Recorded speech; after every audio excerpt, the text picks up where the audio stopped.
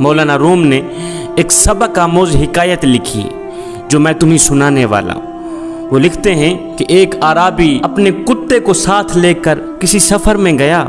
सफ़र लंबा था। रास्ते में कुत्ता भूख से निढाल होकर ज़मीन पे गिर पड़ा। भूख से निढाल होकर ज़मीन पे गिर पड़ा और तड़पने लगा, मरने लगा। कुत्ते की ये हालत देखकर अराबी ज़ारो कतार रोने लगा। एक शख्स वहाँ से गुजरा।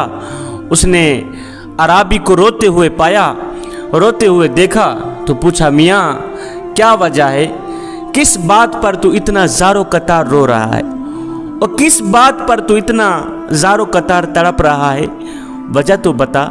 उस अराबी ने कुत्ते की तरफ इशारा किया, कहने लगा, भाई ये मेरा कुत्ता मर रहा है, ये कुत्ता मौत के करीब है, मर रहा है।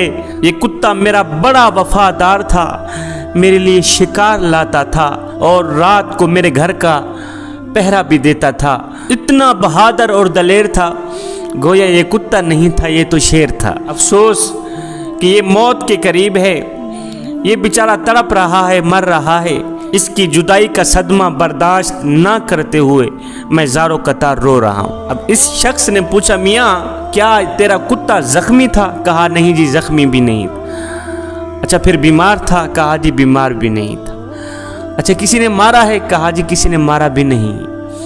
अच्छा, फिर क्या वजह है, क्यों ये मर रहा है, क्यों तड़प रहा है? ओ मुसाफिर, बता तो सही, आखिर इसे क्या हुआ, क्यों मर रहा है? तो इसने कहा, मियाँ मेरे कुत्ते को कुछ भी नहीं था, बिल्कुल तंदुरुस्त था, ना बीमार था। वजह असल में ये है कि ये बेचारा 2 दिन से भूखा था, भूख की वजह से निढाल होकर ज़मीन पे गिर पड़ा है। 2 दिन से इसने कुछ नहीं खाया, 2 दिन से मैंने इसे कुछ नहीं दिया। ये बेचारा भूख से निढाल होकर ज़मीन पे गिर पड़ा है, आखिरकार मर रहा है। अब इस शख्स ने उस अराबी के पास एक गुठली देखी, पूछा, मियाँ इस गुठली के अंदर क्या है?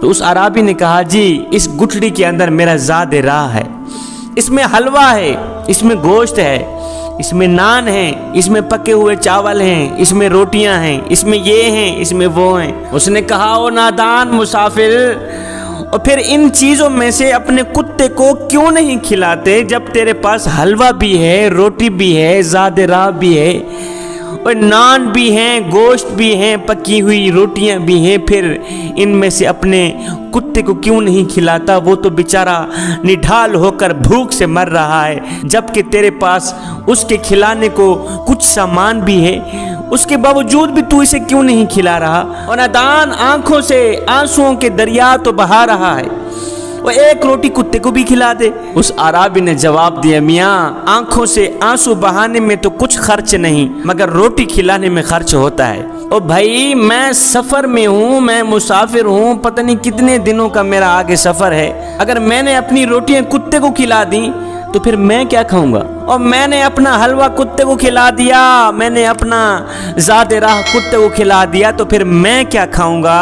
और मियाँ मुझे तो पहले अपनी जान बचाने की फिक्र है।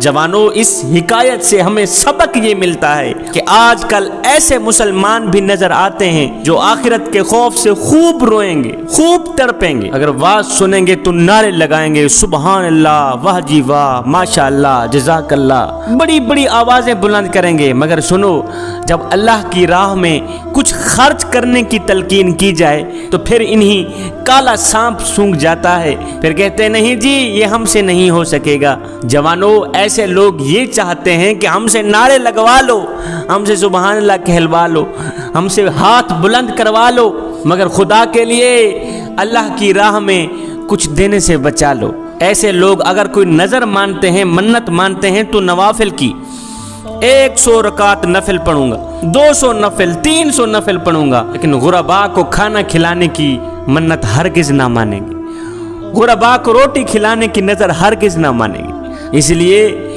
कि कहीं पैसे ना खर्च हो जाएं। अगर हमने अपना ज़ाद राह गरीबों को खिला दिया, हमने अपना पैसा गरीबों में बांट दिया, तो फिर हमारा क्या बनेगा? हम कहाँ जाएंगे? बाज़ लोग ऐसे भी हैं جو خدا کی عظمت اور توحید پر واضح بیان کرتے پھرتے ہیں اور بتاتے پھرتے ہیں کہ وہی سب کا خالق ہے، وہی مالک ہے، وہی سب کچھ دینے والا ہے، لیکن خود اس مالک کے نام پر صدقہ کرنے کو تیار نہیں۔ جوانوں، ایسے لوگوں کا رونا، ایسے لوگوں کا چیخنا، ایسے لوگوں کا واز سننا، ایسے لوگوں کا سبحان اللہ کہنا، ماشاء اللہ کہنا، جزاک اللہ کہنا، بلند آواز سے نعرے لگانا، ہاتھ لہرانا، یہ سب لوگ اس عرب کے جھوٹے شخص کے رونے کی مانند ہیں۔ غریبوں کی مدد کرنے والا شخص کبھی غریب نہیں ہوتا۔